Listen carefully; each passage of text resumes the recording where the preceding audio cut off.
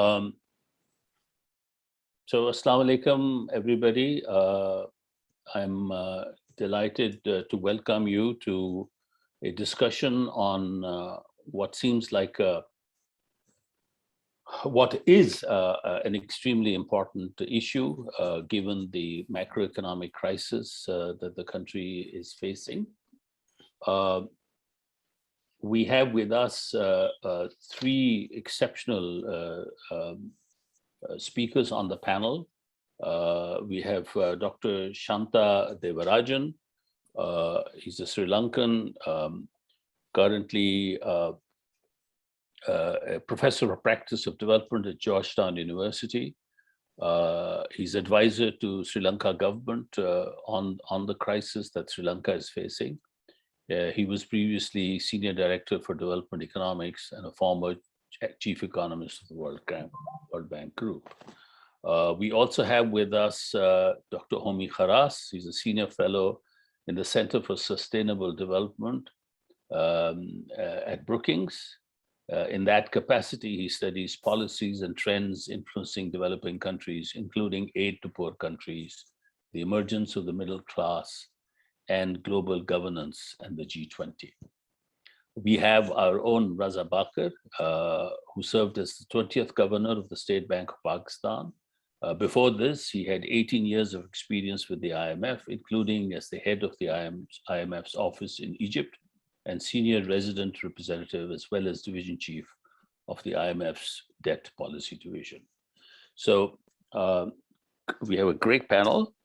And what we have requested this panel to address themselves to is, we are used to Pakistan's sort of recurrent macroeconomic crises, sort of a low-level equilibrium that the economy has been at actually since 2007, the end of the Musharraf years, and then subsequently with each of the elected governments. But we came out of these BOP crises with via IMF brokerage. We put our fiscal house in order, and the economy began to chug along at a low growth rate, but still chug along. This time around, the crisis seems particularly severe. The exchange rate took a huge beating in about 3 months. It lost 30% of its value. Rupee lost 30% of its value. And a lot of concern was expressed, particularly because we had in the neighborhood a country that was facing severe difficulties. And so Pakistan began to be compared with Sri Lanka, and it was feared that we may be heading in the same direction. The data and what the fear was because even the State Bank of Pakistan kept putting out podcasts and statements that Pakistan's situation is not like Sri Lanka's. We have the external financing we need. We have an IMF program almost completed, and therefore the exchange rate depreciation that we are seeing will not last, will in fact be reversed. The State Bank kept putting out these statements, as did the finance minister. And indeed, in the last 2 days, we've seen a sharp strengthening of the rupee. So perhaps what we are facing in Pakistan is not like Sri Lanka's crisis, but we'll hear a lot more about it from Shanta. There is no doubt that there are underlying structural problems that have not yet been addressed, and it'd be great to listen to former Governor State Bank Reza Baqir on what kind of structural reforms were needed and what kind of progress has been achieved and what remains to be done in order for us to get out of this low level of equilibrium with IMF brokered the resolution of balance of payments crises. Of course, we've had a long-standing relationship with the IMF, and that leads to the question of, IMF's role in low income countries, whether IMF programming can be influenced so that the fiscal discipline that is required in the IMF program can be negotiated so countries have a smoother fiscal landing. Those are all important questions, and there's none better than Dr. Homi Kharas to address these issues because he's been very articulate in the international fora on this, and also on what the international financing scenario looks like going forward. So let me stop there, and let me. Dr. Shanta was having some problem. Connecting. Oh, there he is. So Sorry. The problem is resolved. So Shanta, we're starting off with you. There was concern that, is Pakistan situation like Sri Lanka's? The evidence in the last couple of days shows that some of that the concern may be receding. But there are two very specific questions that have been sent in your direction, and hopefully in your discussion you can address those. One is, what could Sri Lanka have done when its reserves were less than 2 months of imports, which is where Pakistan has been recently? What could Sri Lanka have done different and didn't do? And the other question is, when Sri Lanka eventually resorted to import controls, what worked, what didn't work, and what are the lessons for other countries who may be experiencing similar import difficulties? Although it's important to remember that Pakistan is not like Sri Lanka's situation. We have the external financing we need.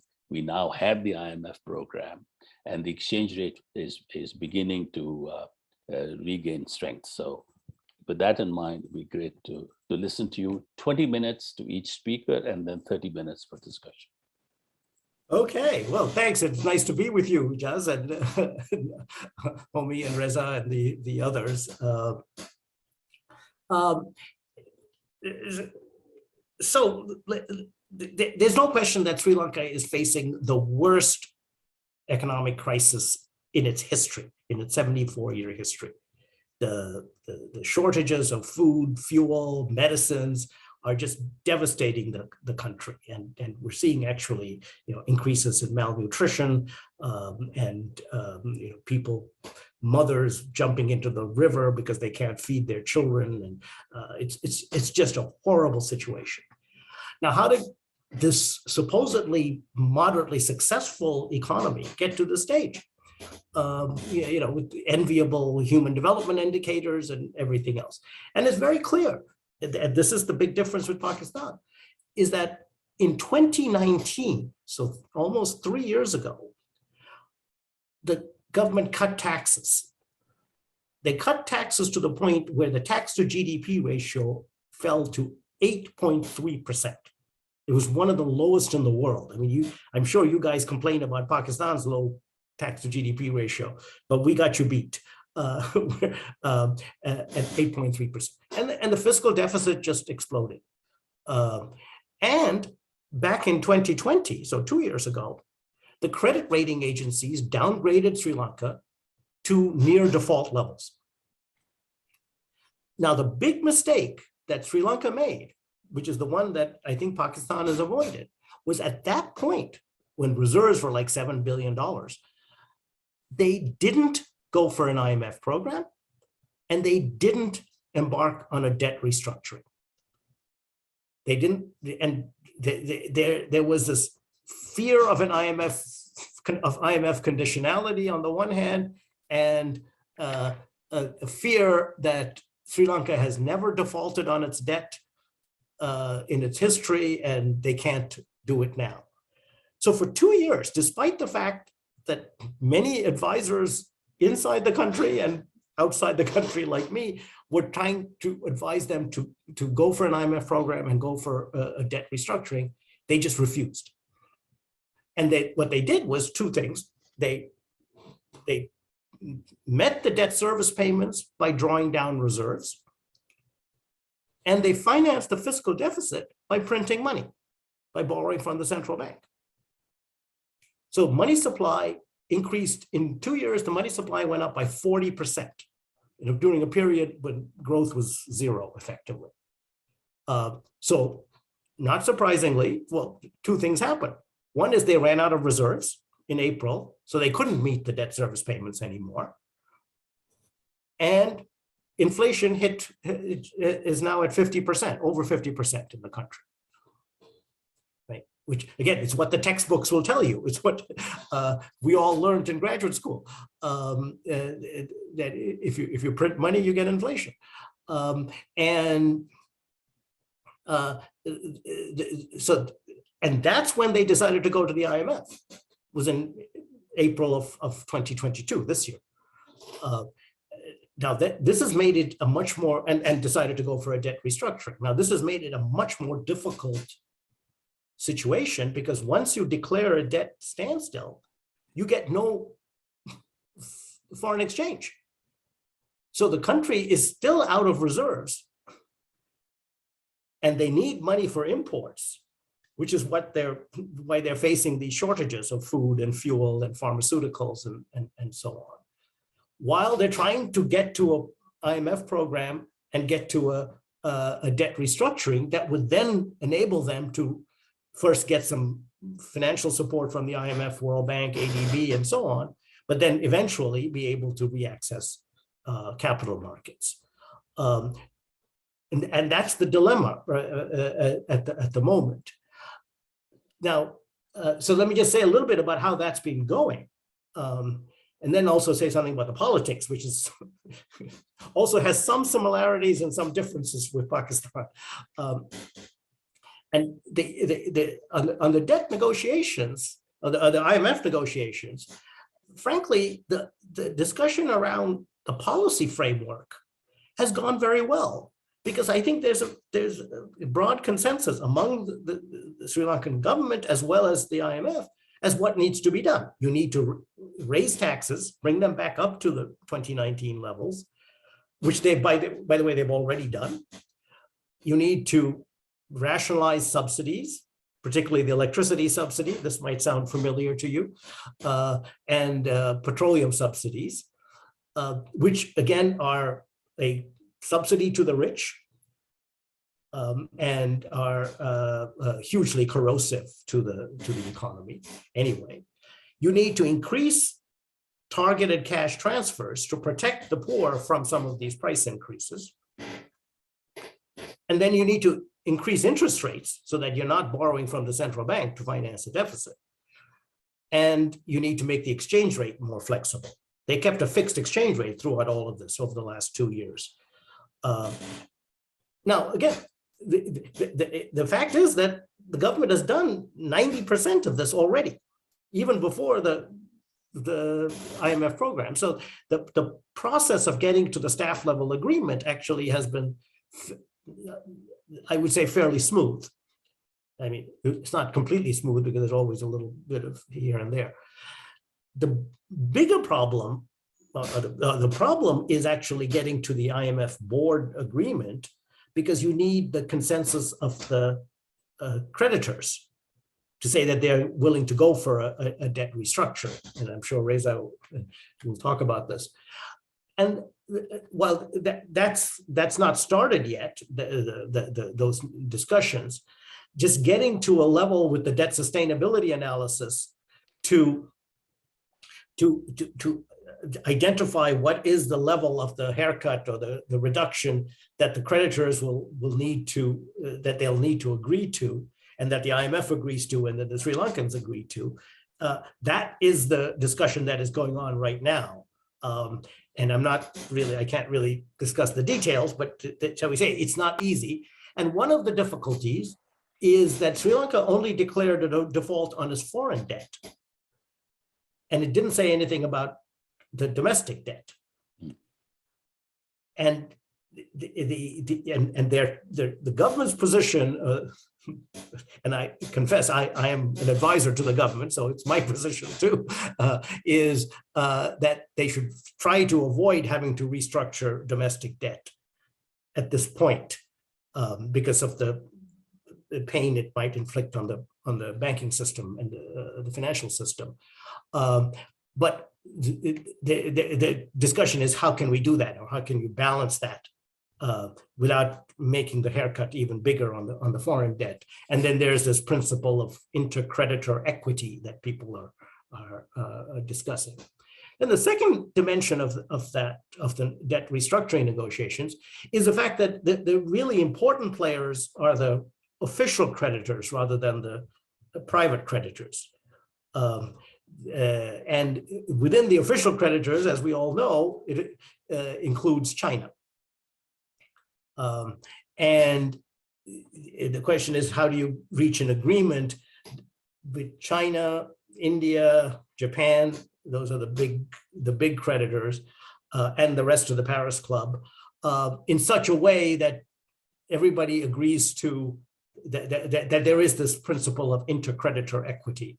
Now, the principle of inter-creditor equity, as I understand it, is one where the actual that it has to be equal or equity in the present value of the debt reduction, or the debt service reduction. It doesn't have to be that everybody takes the same haircut. You can take that reduction in different ways, whether it's a haircut on principal, or a haircut on interest, or an extension of the maturity. And so you're allowed that flexibility as long as it all comes down to the same present discounted value.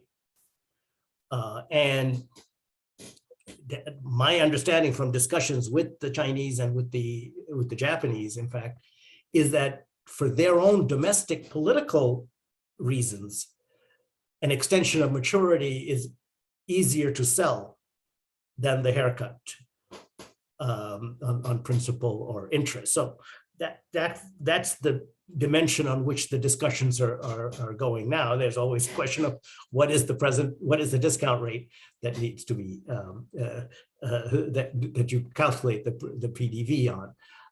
But that's the state of play on that. Meanwhile, as I mentioned earlier, we have this huge problem of financing current imports. At the moment, there's no money coming in except for exports, which are, having their problems with given the state of the global economy anyway. So this is the other pressure is to try to bring in bridge financing. So far, the only major contributor to bridge financing is India, which has given up to about $4 billion, $3.8 billion, and might bring some soon. There's some discussion with the Japanese, who might come in with some bridge financing, significant bridge financing, when the staff level agreement is reached with the IMF. So their prospects are that there might be a staff level agreement by the end of August along those lines. Then finally, let me just say something about the politics. Because this is, it's fascinating what went on. Even as a Sri Lankan, I'm just shocked by what happened. Because starting around February of this year, there was this protest movement that was initially labeled "Go Home Gota," Gota being the president's nickname, and has later been translated, it's later been labeled Aragalaya. Aragalaya is the singular word for struggle. And the amazing thing about this movement, this protest movement, is that it united the whole country. You had people from all the different ethnic groups, all the different religions. You literally had, Muslim women holding up the umbrella for Buddhist priests because it was raining in the protest and things like that. And it united people from different parts of the country. So people would come from Batikro, from Jaffna, and so on to join the protest movement. And the important thing for us as economists, was that these protesters understood exactly the relationship between their dire economic circumstances and the misguided economic policies of the Gotabaya administration. They saw that link perfectly clearly. It would have been very easy for the administration, and they tried to say, well, this is all due to COVID or the Ukraine war and all of these other things. And the protesters said, no, go home, Gota. It is your fault that we are here, the reason why we're here. They saw that direct link. Now, this has helped. This is one of the reasons why the IMF program was so much easier to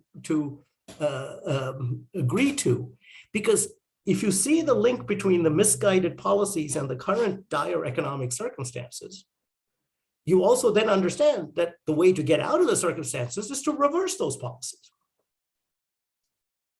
So these so-called austerity programs of the IMF that everyone was so afraid of, this is not an issue anymore. And one of the reasons is, of course, that the Sri Lankans are going through the austerity now, before the IMF program. So they're seeing the IMF program as a way to actually get out of the austerity that they're in.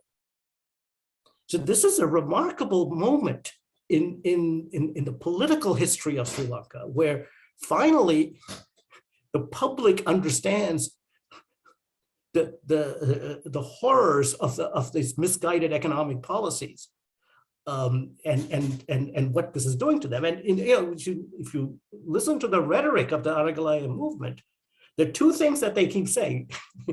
Actually, I made a faux pas because I was meeting with the president, the former president, and I said, I said what I just said to you. What those Aragalaya people are saying is exactly what we're saying. Reverse those economic policies. I said, yeah, and by the way, they're saying one other thing, but I don't have an opinion on that, which is that you should go. But what the Aragalaya people are saying is, you need policies that do two things. One is empower the poor, and two, hold government accountable. These are the two things that have been lacking in economic policy in Sri Lanka.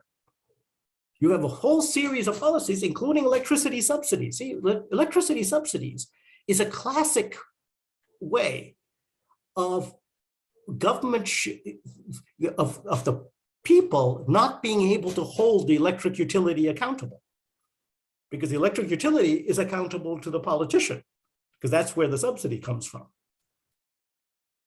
So you can see that, even though electricity subsidy sounds like it's going to hurt the poor because the prices are going to go up and everything else, it is actually a way of empowering the poor to hold the government accountable, to getting rid of electricity subsidies. So this is the way the narrative is shifting in the country. It hasn't completed yet, but I think there's a huge potential for the first time in the history of the country that there is a common understanding. And by the way, the other common understanding, which is really quite remarkable, given that it's the kind of thing that is obvious to economists, but so difficult for people to, for normal people to accept, which is the idea of budget constraints.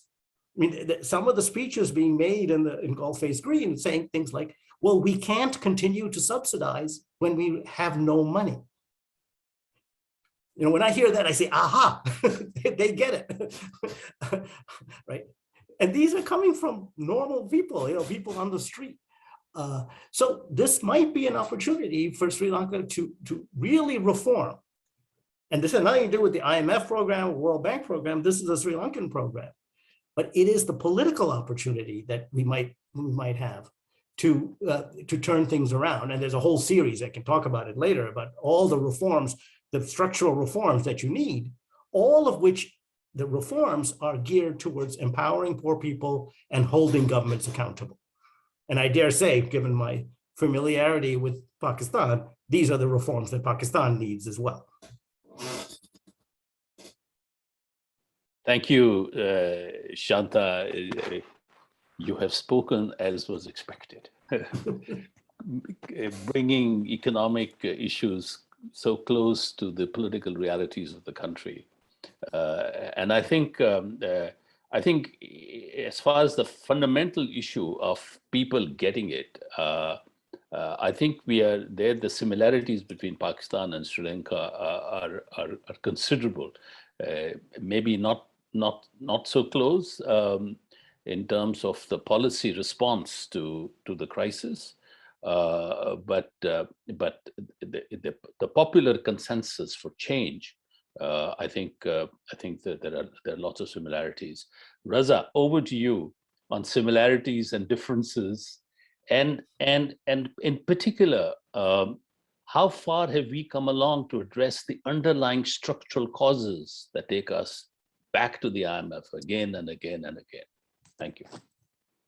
Thank you, Ijaz, and very good afternoon to everybody in Pakistan, and a good morning to Homi and to Shanta. It's a real pleasure to be with everybody. Ijaz, thanks for putting this together. I'm honored to be in the same panel as both Homi, whose work I have followed for a long time, and with Shanta, who I actually first met in 1993, when I had just recently graduated from college and had joined the World Bank. So honored to be in this conversation with both of them. Ijaz, I would like to start a little bit by talking about the IMF's lending framework in the context of sovereign debt, because that is an issue that keeps coming up again and again. And then I want to turn to Pakistan.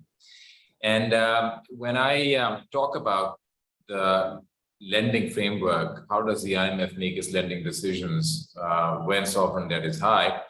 I want to make two comments at the very beginning. One is that everything that I'm saying is from my former experience as heading the IMF's debt policy division for 4 years. And this is the division in SPR that is in charge of IMF policies on sovereign debt sustainability. How do you assess whether debt is sustainability? And IMF policies towards sovereign debt restructuring when that becomes necessary.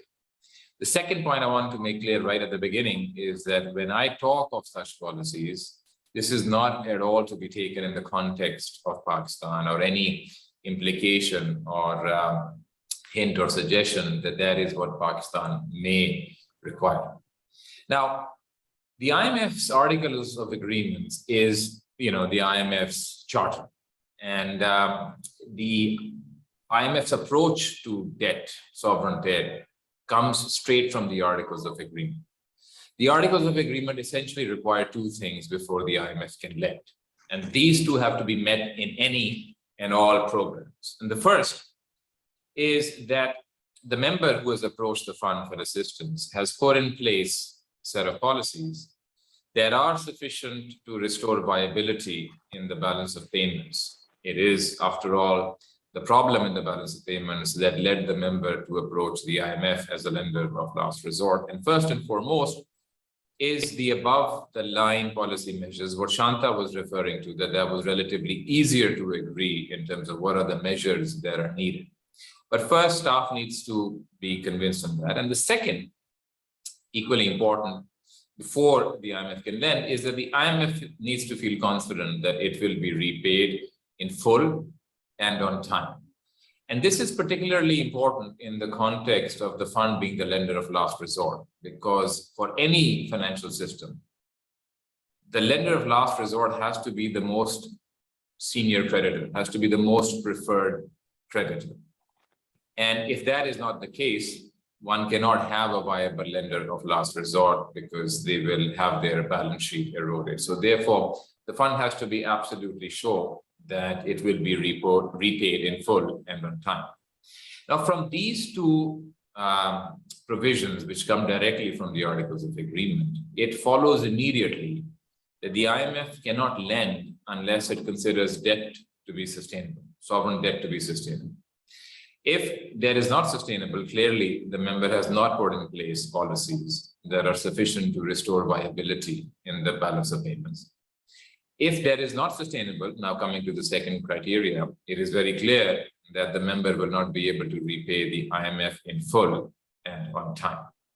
So the key point that I want to make from this background, and I thought it was important to lay this out because this stems directly from the Articles of Agreement, is that when the fund does lend, and remember the fund has a lending decision, when the fund does lend, it is a signal that it considers that debt is sustainable.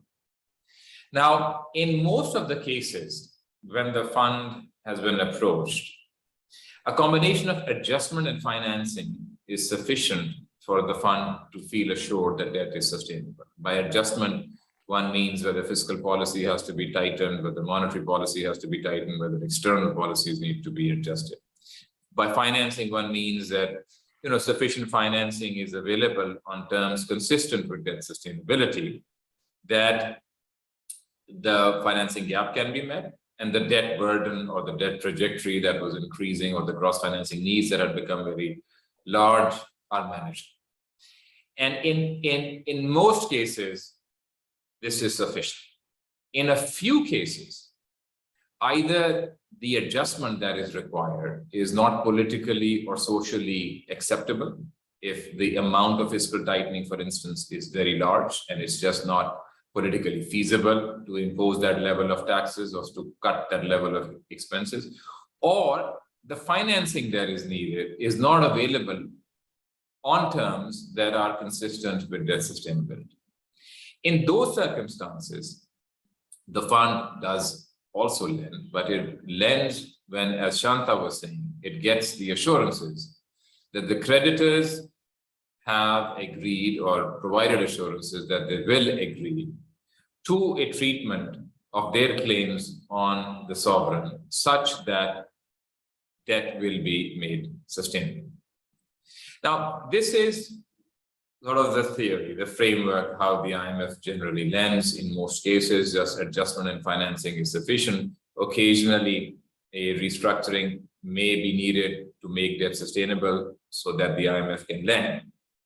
And generally, it works pretty well. On occasion, it doesn't work in that manner. And it is important to recognize that as well. And, you would be very familiar with some examples such as Greece, such as Argentina. When the IMF did the first program in Greece, it did not require a debt restructuring. And many people at that time were quite skeptical about the debt sustainability prospects of Greece. Sure enough, after about a year and a half, that program had to be abandoned and a new program had to be put in place, which did require a debt restructuring. Another example is Argentina. Argentina, before this program, had another program, in fact, has had several programs. And many times it has happened, or at least in the penultimate time, that the fund did lend without a without the need for a restructuring, but it ended up not being that case.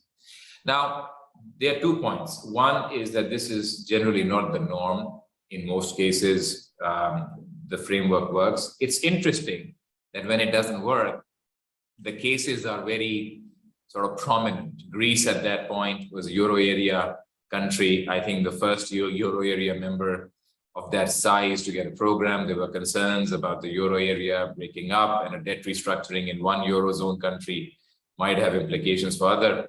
Argentina, is a special case always. So that was my first comment. My second comment is, it is, in fact, in the interest of the member country that the fund not get this decision wrong about whether a restructuring is needed. And the reason is that if the fund comes out and lends and pays out creditors, the country's credit profile has suddenly been loaded with senior debt.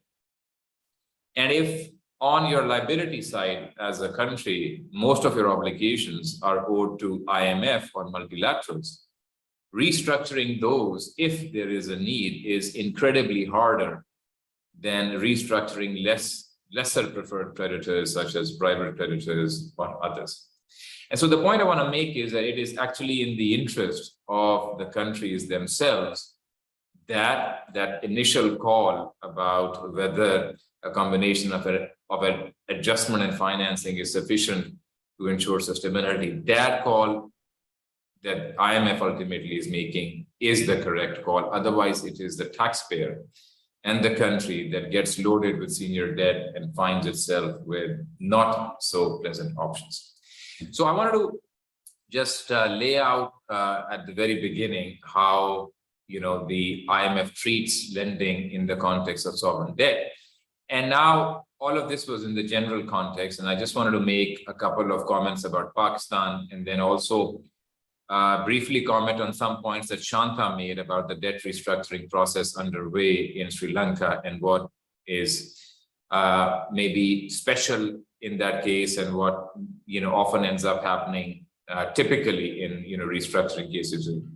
Now, the comment I wanted to make about Pakistan is simply that I think, as Ejaz noted, it is very good news about what we have been hearing from the IMF about the conditions for taking the IMF to the board have been completed. I understand the date has also been set. And based upon everything that I laid out previously about how the IMF reaches that stage, it ought to send a very good signal about the IMF's view on Pakistan's economic prospects. And the rally that we are seeing in the rupee is not coincidental with the announcement from the IMF that all the conditions have been met to that effect. And so, we should welcome that, because this is sort of how it's supposed to work, that the IMF's signal that it is going to take the program to the board is a signal that it considers the balance of payments to be in a viable position and all the other things that I mentioned. So that was my first comment. I think my second comment, though, is that now, including from my experience in the past 3 years, the most interesting or important period starts the first day after the completion of the review. Because until the completion of the review, there is tremendous and sharp pressure on economic policymakers to do whatever it takes to complete the review. It's a crescendo that keeps building up. And everybody knows that unless that tranche is released, markets are going to tank. But as soon as that tranche is released, there is a period, there's a risk of a period where that momentum about doing what is needed can wane. And what is very important is that that momentum be maintained, especially in the context of continuing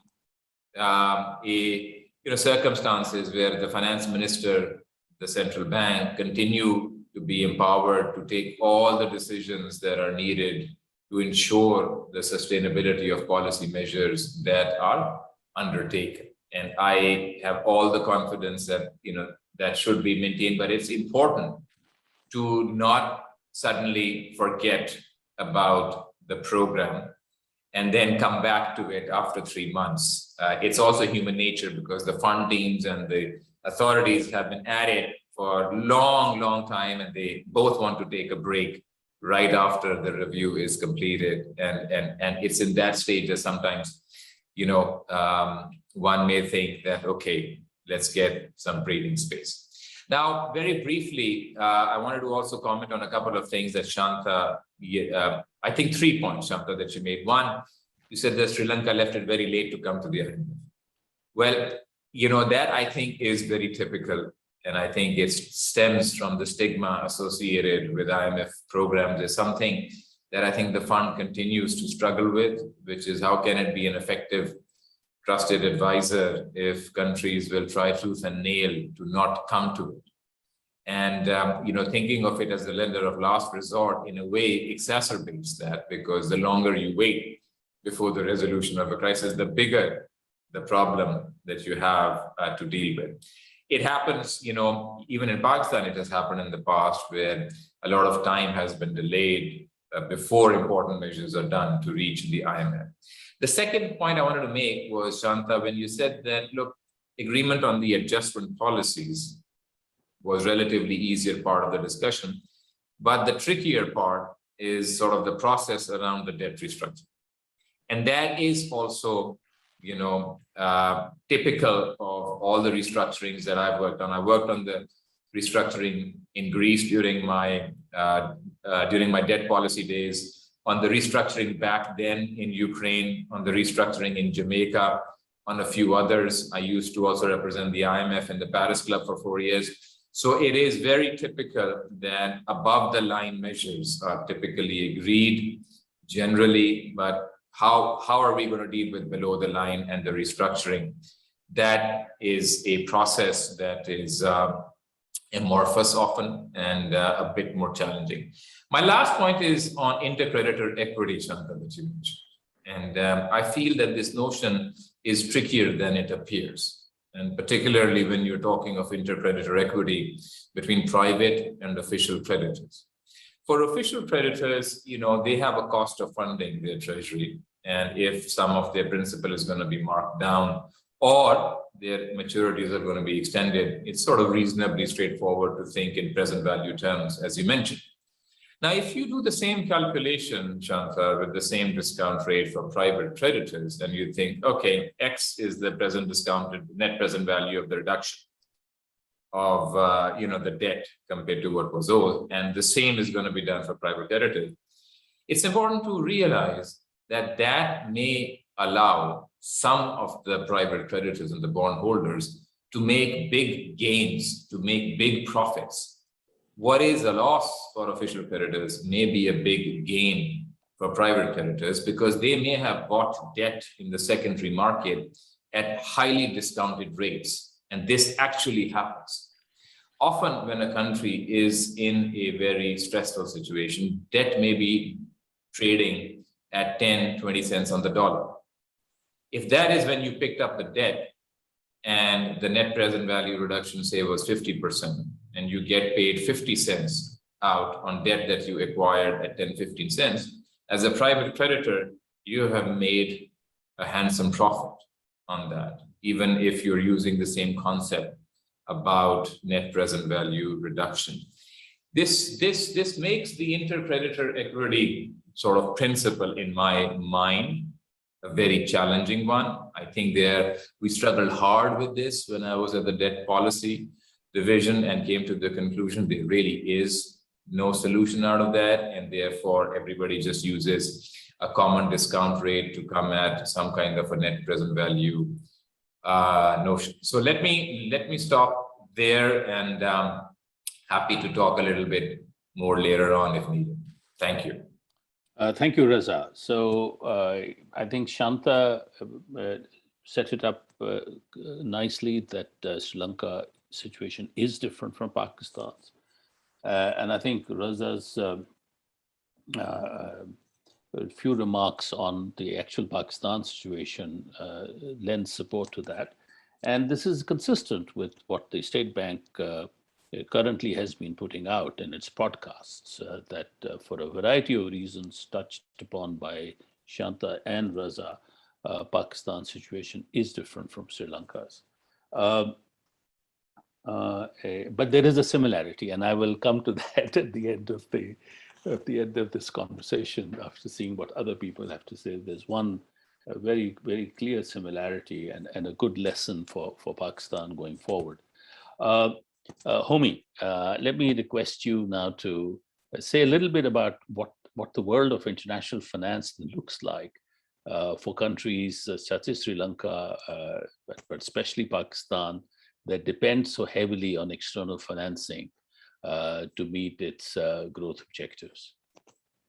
Thank you, Ijaz, and a real pleasure to be here and to share the panel with Reza and Shanta. Look, in listening to this discussion, one can get the impression that things like debt sustainability are very technical.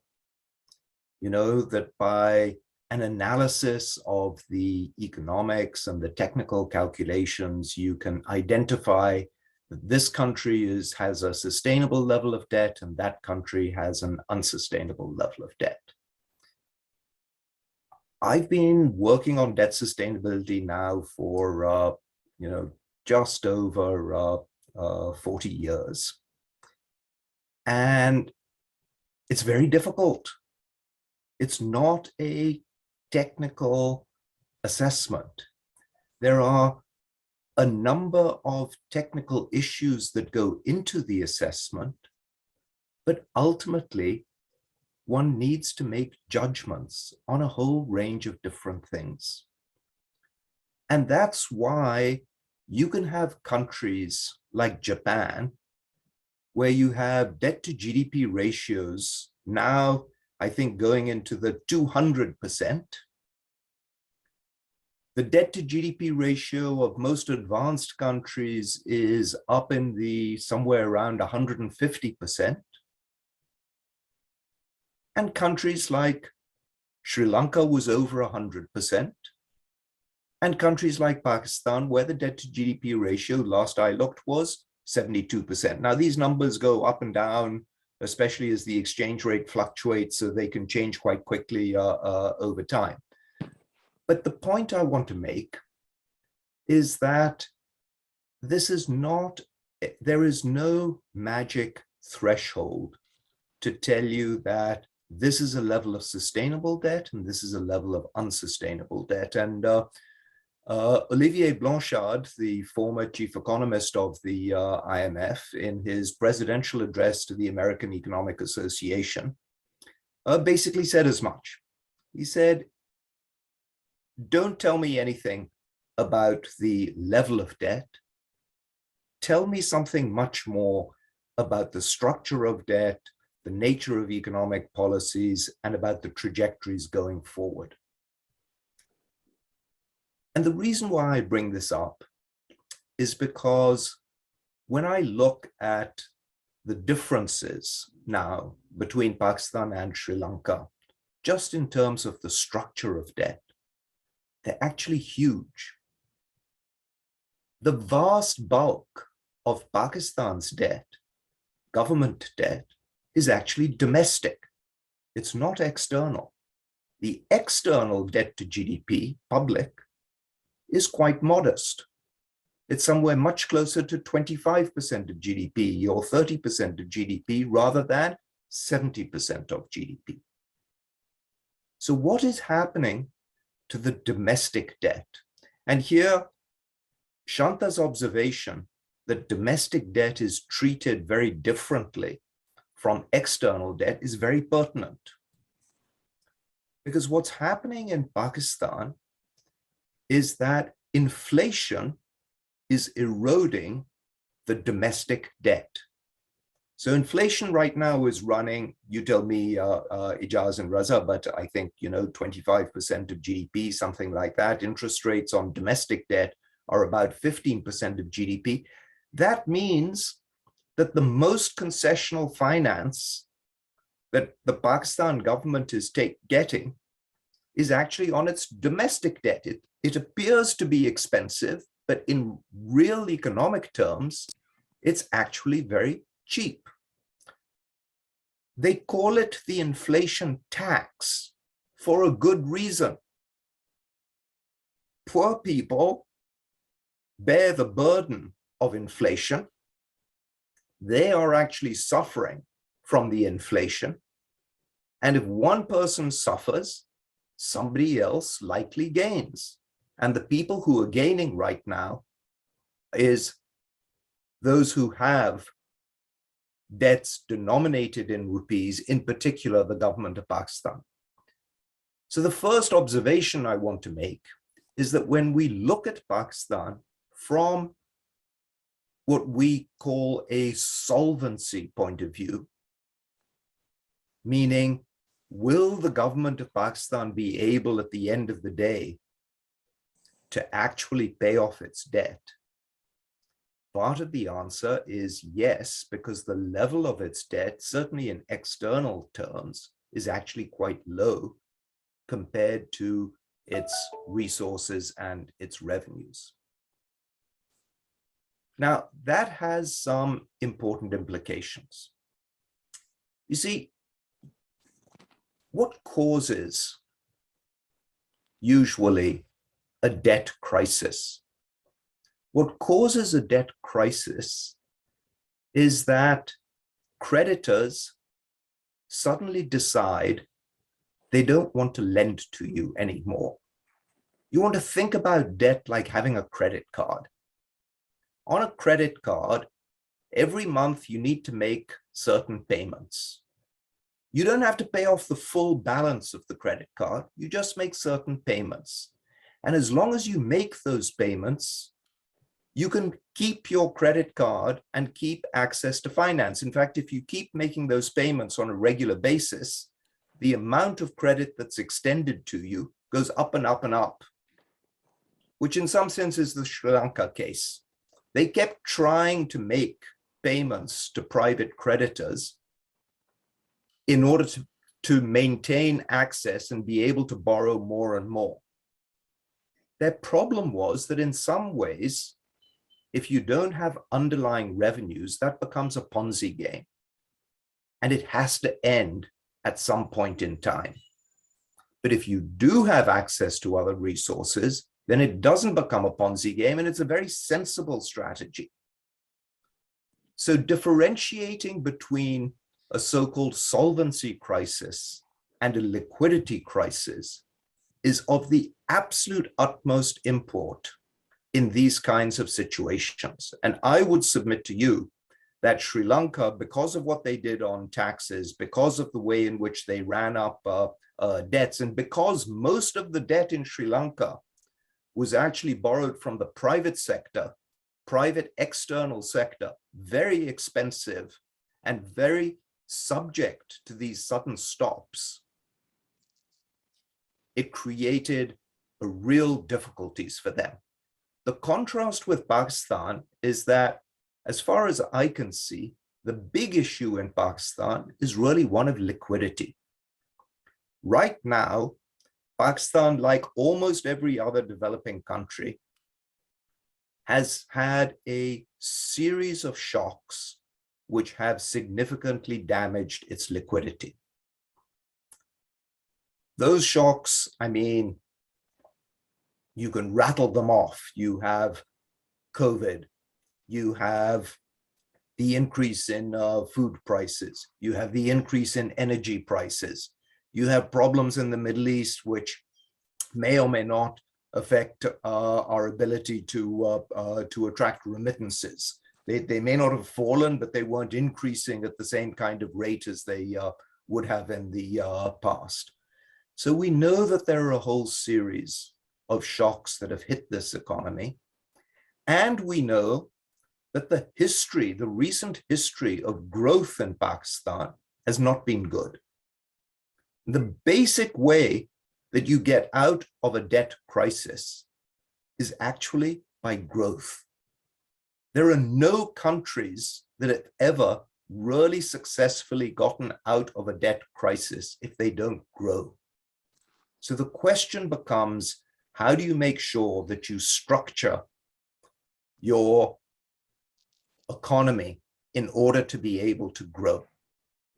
And here I'm going to come back and say that more and more, your ability to grow, not just in Pakistan, but in every developing country, depends on public investment.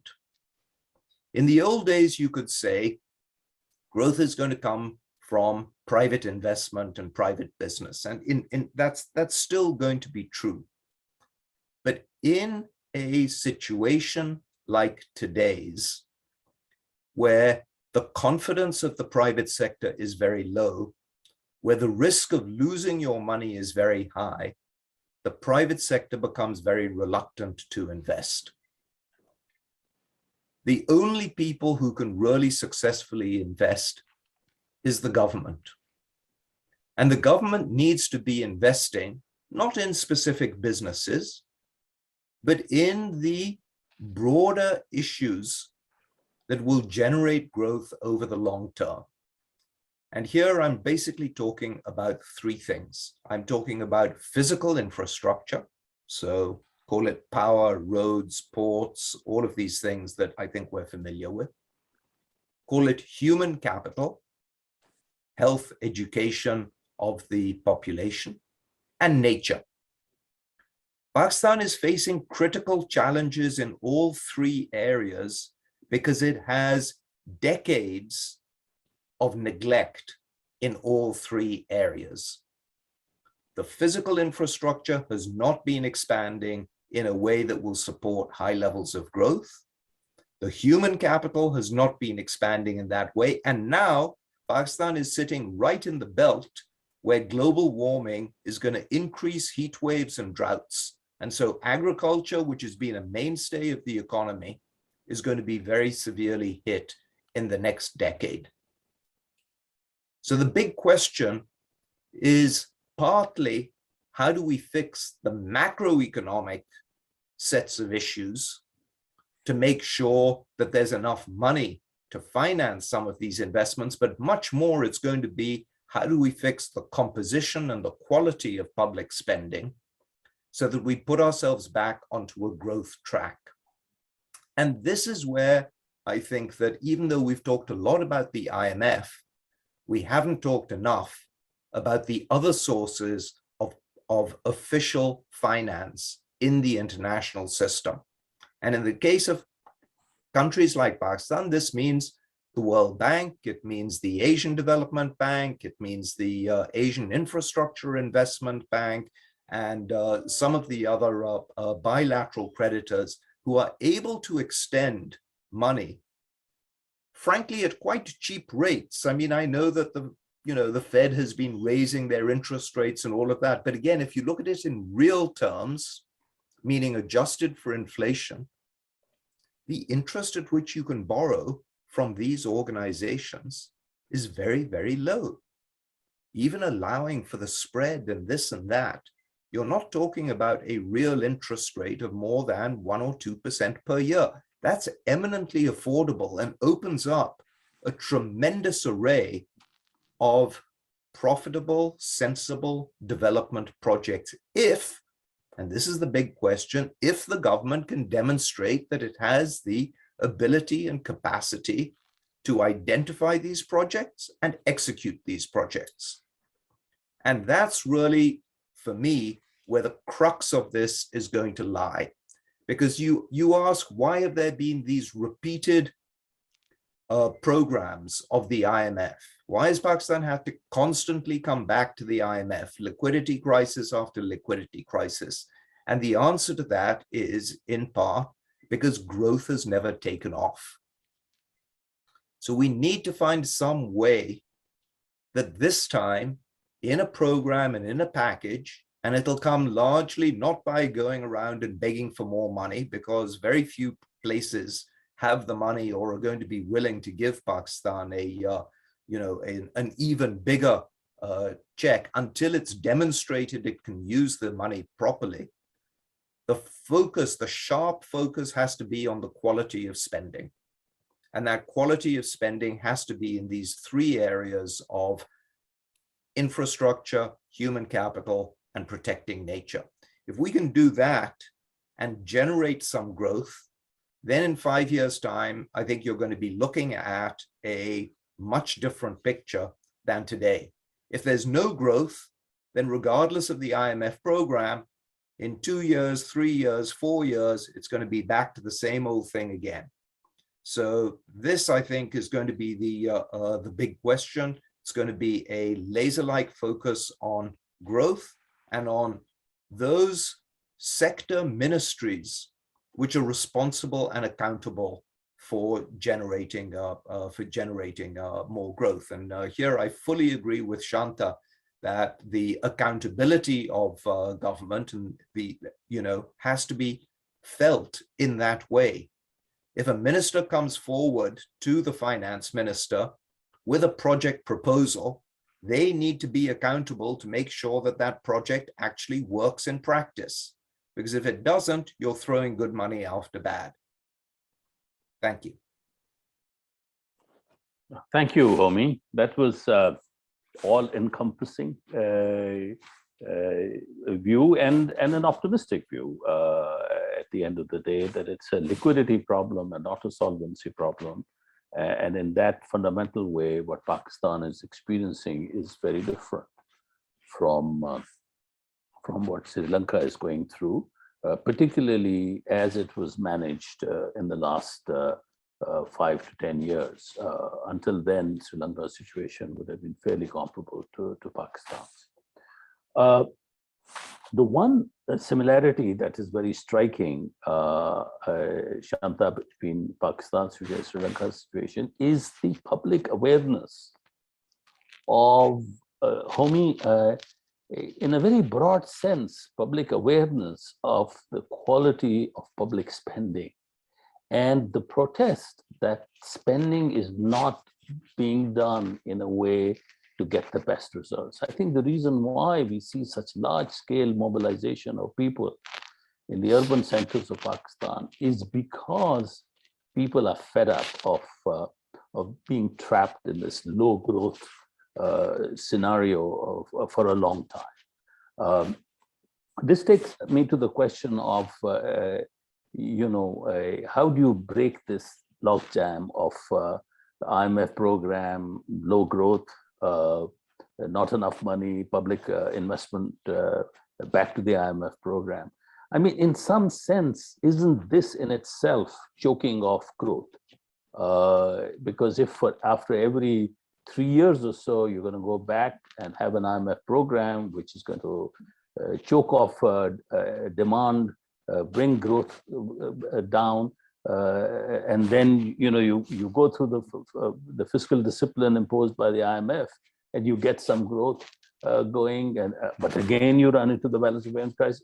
So point is, aren't the two in a sense feeding each other?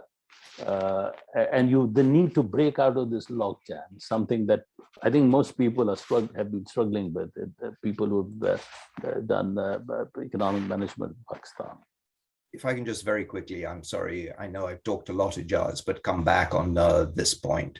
I think part of the answer is really radical transparency. I used to work on the Philippines, which in many ways was similar to Pakistan, meaning that it had constant repeated IMF programs. It was never really able to grow. And one of the things that they did, which proved to be hugely effective, and we've got lots of examples in other places, is move to a system where budgets, projects, etc., information was made much more available, much more easily available to citizens. And the mechanisms of accountability were improved. It became much harder then for politicians to hide behind, budgets are very opaque, they're very complex documents, they're very big, they jumble everything together. You need to break things down into individual things that people can wrap their heads around and literally say, this is the money that's come into this area, this is what it's being spent on. I can make a judgment on who got the contract to implement, did they do it properly? Did the construction company actually use the right materials when they're building the road, or did they lowball and use cheap materials and cheap cement that wasn't properly cured, and so the whole thing is falling down? In the extreme cases, did they do anything at all, or did they just kajal the money? So this is there are things that we know that can really improve the efficiency and effectiveness of public spending. But those things are not typically central to the discussion in an IMF program. That's why the IMF program is incredibly important for providing the framework solution, but it's not critically important in identifying the root causes of the problem. That needs a separate program, and that's what really needs to be done. See, at the end of the day, the IMF responds to a crisis. They don't come in to prevent a crisis. That's already a little bit too late. What we really need is some hard thinking about these root causes, and to be able to tackle those without the external pressure that is being put by the IMF or some other kind of force. That has to be homegrown. Thanks. Maybe I'll just go ahead, Reza. Go ahead, Reza. I had wanted to maybe ask one question of Homi, and then also make one comment, and maybe I'll make the comment first and then come to the question. So, this problem of the IMF's, the stigma with the IMF, and therefore countries leaving it till the very last minute to come, has been sort of always there in my 19 years. Just wanted to point out, there was one innovation that the fund made some time ago, which helped to break this. I was successful in my view. And that was the flexible credit line that was introduced on the eve of the global financial crisis after Lehman Brothers collapsed.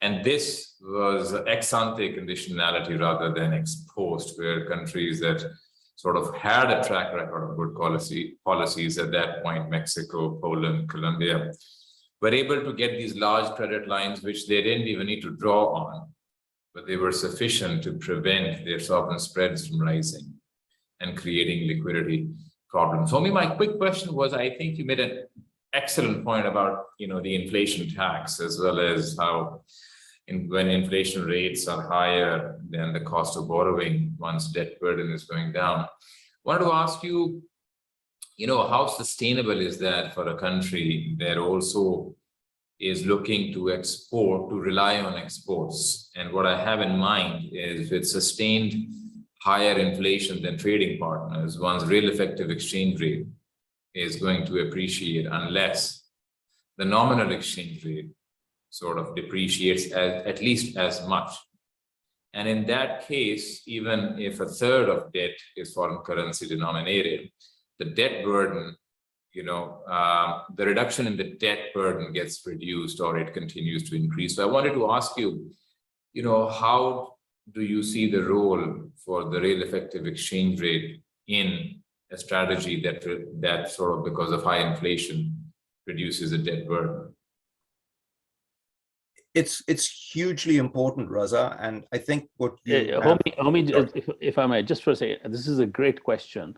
I have a huge number of questions from the participants. So do kindly respond to it, and then let me move to the questions from the audience. So just very briefly, it is so much harder to resolve a debt crisis when everybody else is facing a similar issue, because everyone's trying to do the same thing. So if all developing countries are trying to devalue at the same time in order to solve their own internal problems, each one has to do, even more than their neighbor in order to be effective. And that's the situation that we have now, because all of these countries have been faced with the same shocks. Everyone has been faced with COVID. Everyone is faced with higher food prices. Everyone's faced with higher fuel prices. And in the case of Pakistan, you've got a neighbor, Sri Lanka, which is devalued, absolutely massively. So it does mean that you get hopefully overshooting of the exchange rate. When I say hopefully, what I mean is everyone has to do even more.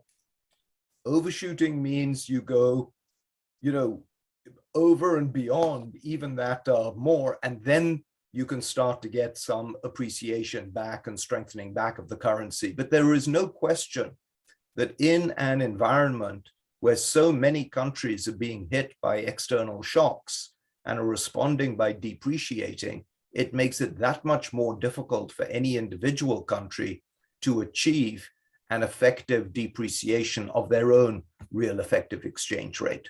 And that means that, everything is exaggerated.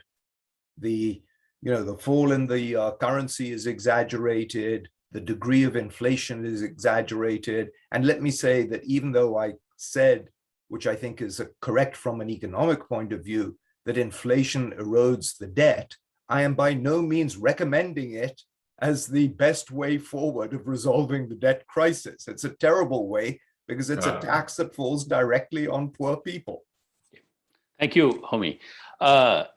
So I have a question. I have a comment and a question. Hi, everyone. This is Ammaz Khan. Hi, everyone. Glad to hear everyone's opinion. Dr. Shanta's smiling optimism is very inspiring. Shanta, please note. Two questions. SBP and IMF have finally taken steps to put brakes on crisis. Do you think this would help in improving the credit ratings of Pakistan? As Pakistan currently stands near default or low ranking by almost all rating agencies. The second question is that, we know the problems, what are the solutions? And I think we've heard, especially from Homi, we've heard a number of solutions, particularly having to do with the public investment program. So let's address the first question, which is, how is this likely to address Pakistan's credit ratings, and how that in turn affects the financing of the program?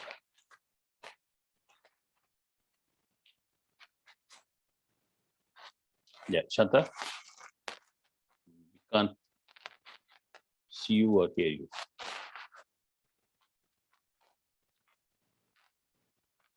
Okay, let me turn to, okay, there you are. You want to address this question of credit ratings? Once you have the IMF program, how it affects the credit ratings?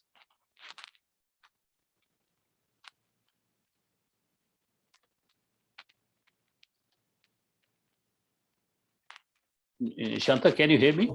Oh, was it addressed to me? I thought this is a question for the former division chief for the IMF debt division. We'll since this was tagged to your smiling. I see. I'm sorry. I misunderstood. I thought the smiling part was the comment, and then there was a question. No, but how will this affect Sri Lanka now that it is progressing towards an IMF program? And then we can ask Reza. Well, I think the experience has been that after a debt restructuring, assuming it's successful, and that would usually be after the first review of the IMF program, not even the IMF program itself, but usually the debt restructuring comes at the end of the first review. There usually is a increased access to capital markets. I think actually, I'm quoting from a book that Reza edited, showing that it's, I think, the order of 9 to 12 months after the debt restructuring, countries have been known to be able to float a sovereign bond in the private capital market. That's so that would be the kind of response that we can expect. But that's, again, for assuming all of the other things go well, that is the staff level agreement, the IMF program, and the debt restructuring.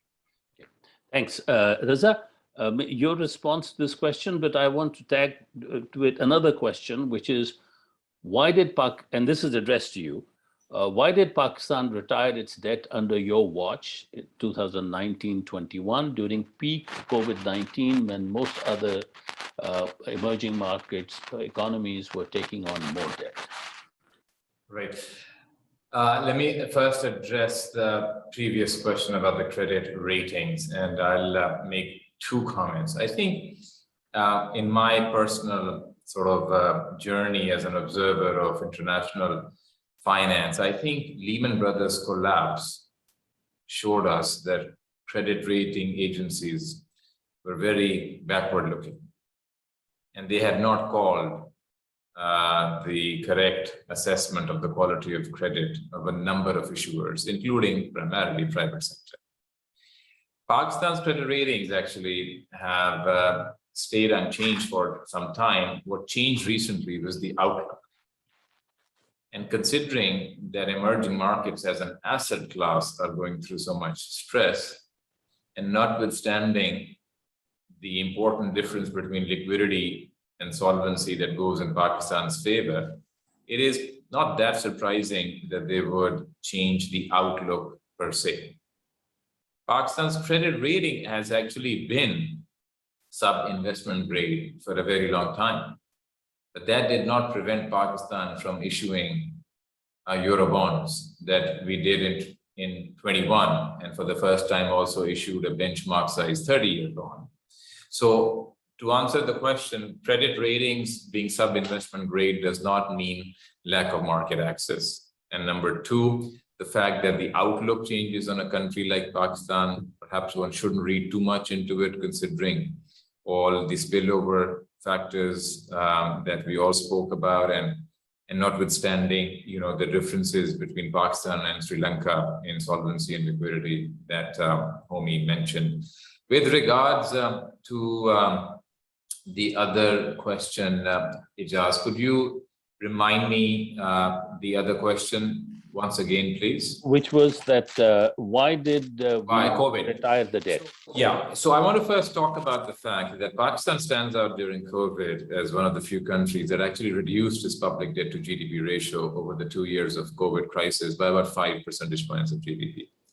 And it's very different from a number of other countries. On average, emerging market debt to GDP ratios went up by 10 to 15%, and advanced economy debt to GDP ratios went up by about 15 to 20 to 25%. Imagine where we would have been today if during COVID we had ended up increasing our public debt, say by the average of emerging markets, 10 percentage points of GDP. That would have put debt in the 85 and 90 range.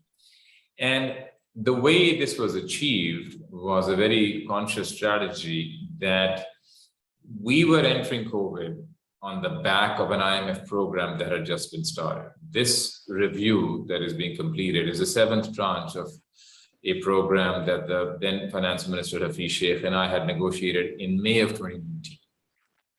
And it had started off well, and it had been running for about 8 months when COVID struck in March of 2020. We knew that in the context of COVID, if we let debt increase, the patience that international financial institutions and the markets were showing in the thick of COVID will not be with us when things recover, and markets will become very unforgiving. So in terms of the macroeconomic policy mix as a response to COVID, the strategy was to continue to keep a tight handle on the fiscal deficit, but reallocate spending from less productive to more impactful ways, and I'll mention two: cash transfer programs under the SARS program, as well as commodity financing, which injects rupee liquidity in the rural areas and provides for income directly to the farmers. Government reoriented its spending while continuing to reduce the budget deficit. That was A. Pakistan was one of those few countries where the primary deficit actually comes down in the first year of COVID. At the same time, we felt we had the space on the monetary policy side, and not just interest rates, but quantitative measures as well, to inject a lot of liquidity into the system to prevent liquidity problems from turning into solvency problems. So in terms of the total amount of cash flow sort of benefit that was provided through a combination of interest rate reduction, as well as some direct schemes, new schemes that the state bank launched to inject liquidity, about 3 to 4% of GDP, or even slightly higher, was injected. All of that was reversed, i.e. it was time bound for a year. It had a natural sunset clause to it. What are the types of things? It was a principal extension on people's loans by up to a year, but voluntary because banks had to agree. It wasn't mandatory. There was a scheme where if you did not lay off workers, the central bank would provide you concessionary finance to pay the wage bill, but you had to demonstrate that the workers were not laid off. And similarly, a concessionary scheme for financing new investment at attractive rates, but had a window of using it within a certain time. So that strategy, to answer your question, paid off in that we lowered our debt through COVID, and we could step on monetary policy. And that's why our growth was 6% out of COVID, and our recession during COVID was only about -1%. Thank you, Reza. Homi, two questions coming to you. One is CPEC an example of physical infrastructure investment, a good example of physical infrastructure investment leading to growth?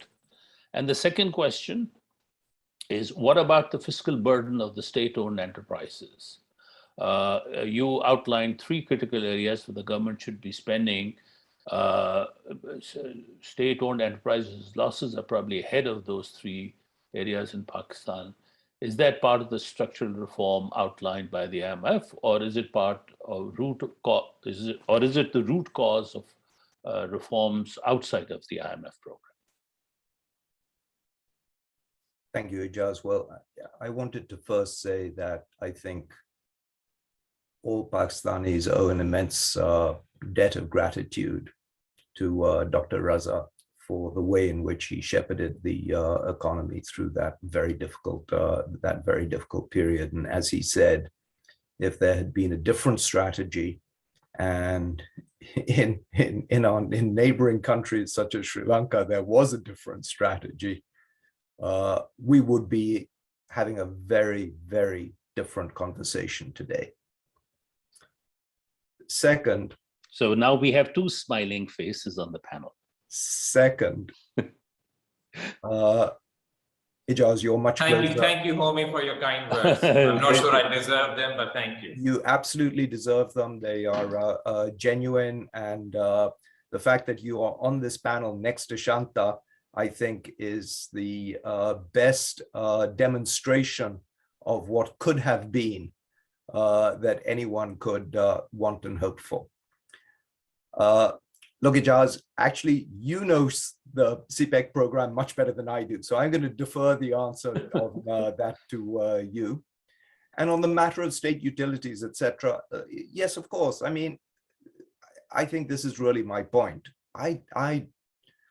To a casual observer, and I am at best a casual observer of the situation in Pakistan, one does not get the impression that the state enterprises have been efficient and effective, especially in some of the key infrastructure sectors.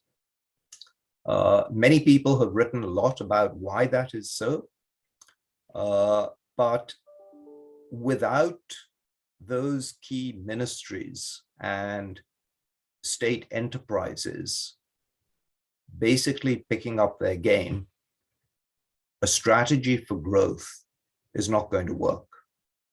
So I think it does start there with some of these core enterprises. Okay, thank you. Shanta, there's a question from Anis Dani, which is how much of the crisis and its resolution stem from politics? The IMF agreement was undermined by the reinstatement of subsidies in February in Pakistan, and lack of political consensus on an economic program means those in opposition undermine sensible policy proposals. In Sri Lanka, there seemed to be a public consensus on the solution. What narratives can help build consensus across the political divide in Pakistan? I will not burden you with trying to resolve the political divide in Pakistan, but just take the Sri Lanka part of Anis's question, and if you could address that, that'd be great. Since I have to go to another meeting at 9:30, maybe I'll make a few of the other comments. Yes, please go ahead and make your Homi comment. and others. But thanks, and thanks for that question from Anis. In the Sri Lankan case, I would say that the crisis is 100% political. I mean, it's very clear that there were political decisions taken at every point along the way that created the crisis, including the cut in taxes, the November 2019 cut in taxes. That was a clear political decision. Gotabaya had just been elected, and there were a group of very rich private sector people who said, okay, it's our turn to eat. And these taxes were a clear concession, tax reductions were a clear concession to them. Similarly, the reluctance to go to the IMF was a political decision. There was no economic reason not to go to the IMF, but it was a political decision because they were worried about the coalition that they had, and they were worried about the backlash from the left-wing parties and so on. So this is an entirely political crisis that is masquerading as an economic crisis of the consequences. So then let me just make the point, which, on Homi's presentation, which I fully agree with. And in fact, I should add that Homi and I have a paper coming out in Foreign Affairs, I think today or tomorrow, making some of these points as well. But the one qualification I would make is that he started his narrative about how we need to increase public investment. He ended it by talking about how we need to improve the efficiency and effectiveness of public investment in all three areas: on the nature, on the human capital, and the physical infrastructure. And God knows Pakistan has problems in all three, as does Sri Lanka.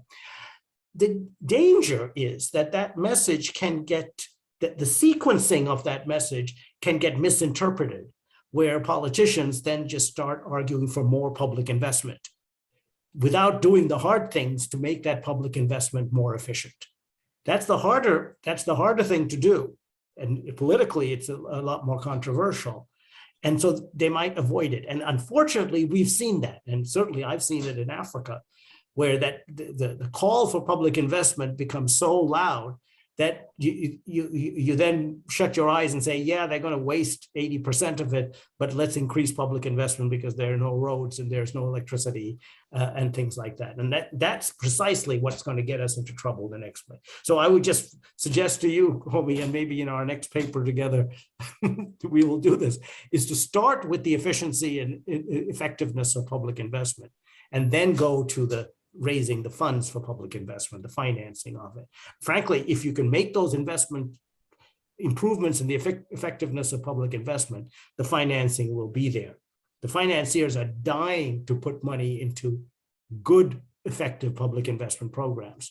And so if we can provide those, we can get the financing.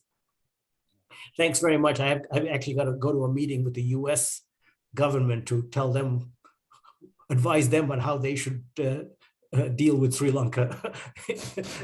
Thank you, Shanta. I really appreciate the time. It's fantastic to have had you on this panel, and I hope we'll have other opportunities. Yeah, we'll be together. Yeah, great chatting with all. Thanks a lot. But before you go, no. This is Homi's question, so I can address that on whether or not CPEC is the right public investment program for Pakistan. Look, a couple of studies that were done by the IGC on CPEC response for industrial growth, CPEC response for agricultural growth, they revealed that whereas the China side had done their homework of what they expected from CPEC, a Pakistan side had not done that homework. We were less clear about how we will link up our own industrial policy with the implications for industrial growth in CPEC. We also had no clarity about how agriculture sector could respond to the opportunities being created by CPEC. I think we also need to work a lot more on making sure that Balochistan benefits from the linkages that would be established because of the road networks that will go through it. So I think CPEC will become a fantastic opportunity for Pakistan once we get our house in order and understand better how we can dovetail our own public and private investment programs to benefit from that. And a lot of work needs to be done in that area. Shanta is left, but I really think that what comes out from Homi's remarks, what come out from Shanta's remarks, and I think Reza has also alluded to it, is that if you take people into confidence, you'd be surprised how maturely they will respond to the need to make the adjustments that need to be made. Our whole energy sector, which is the root cause of the fiscal crisis in Pakistan, and for which we keep going back to the IMF over and over again. I think if we had a good public debate on who benefits from those subsidies, there will be enormous support by the public by and large to make sure that subsidies are targeted and those who don't deserve it don't get it. It's this opacity which has allowed the public debate to be taken in a direction which is totally counterproductive to the reform that needs to be put in place. We delay reform, we avoid reform in the name of the poor, whereas analysis will show that the poor benefit the least from these subsidies.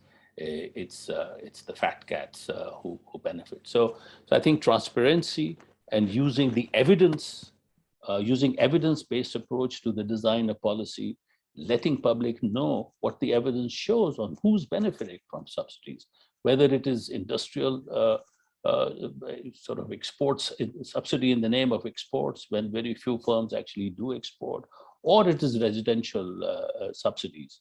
Once we put out this information in the public domain, public will be much more supportive of the reform that needs to be carried out. With this, let me conclude. It's been a fascinating discussion. Homi, I'm very grateful to you. I know how busy you are for taking out the time, and I hope we can draw upon your, particularly in the public investment program area, some of the comments that you've made, and especially in agenda setting about climate change, which is so important, and we are so far behind in moving in that direction. I hope to trouble you again in those areas. And Reza, fantastic to hear Homi say what he did. We've always believed that you were a fantastic governor. The CGD discussion that we had, the response from the audience, response from discussants was fantastic. It endorsed very strongly what Homi said about you. So thank you very much for taking the time. And I know that we will be working together on several issues pretty soon. So thank you, everybody. I want to thank the audience. I want to thank people who sent a very good list of questions. I hope I was able to address most of them, but I'm sure important ones got left behind. But stay tuned to CDPR's a discussion platform, and we will have more interesting discussions to share with you. Thank you, everybody. Thank you. Raz. Bye. Thank you, Reza. Bye. Thank you, Homi. Bye-bye.